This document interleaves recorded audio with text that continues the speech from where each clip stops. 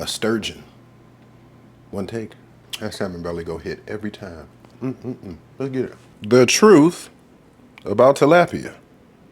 Tilapia is an actual fish, and I'm going to compare it to salmon for the sake of the argument. Salmon and the majority of the fish that we buy at the grocery store are saltwater fish. Tilapia, on the other hand, is a freshwater fish. Look, if it was a fish that got it out the mud, 10 toes down, I don't need nothing or nobody, I get it wherever, it's tilapia. The water temperature can be anywhere from 60 to 90 degrees, low oxygen level, it thrives, crowded environment, it thrives, nutrient deficient pond waters and cages, it thrives. Salmon, on the other hand, they need access to fresh, clean water. Temperature's gotta be somewhere between 50 and 60 degrees, and they need high oxygen levels. So from a production standpoint, it is cheaper to harvest tilapia than it is to harvest salmon. Big difference between tilapia and salmon, in my opinion, is the omega-3 fatty acids. Salmon has about 2,000 milligrams of omega-3s, whereas tilapia only has about 200. 90% of the tilapia we buy in the grocery stores is not farmed in the US. It's farmed overseas. Ecuador,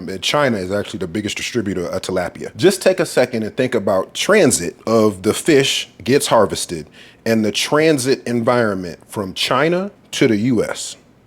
Okay, there's two stamps that you can look for when you buy tilapia, BAP stamp and the ASC stamp. Best aquaculture practices. Now, they have a star system. They do a Scotia due diligence, right? They give you 4 or 5 stars. Aquaculture Stewardship Council. Now, they actually have global regulations for how these fish should be farmed, etc., etc. I have said this repeatedly, something is better than nothing. These agencies that are overseeing our food production, take them with a grain of salt. My favorite alternatives to tilapia is salmon belly, and I want to show y'all my favorite way to cook salmon belly. The whole trick to this is to cook the salmon belly in the brown butter. So once we get brown butter, I'm going to lay the skin side down without seasoning because my favorite thing is crispy salmon skin. This side, I'm gonna hit this with some buffalo lemon pepper.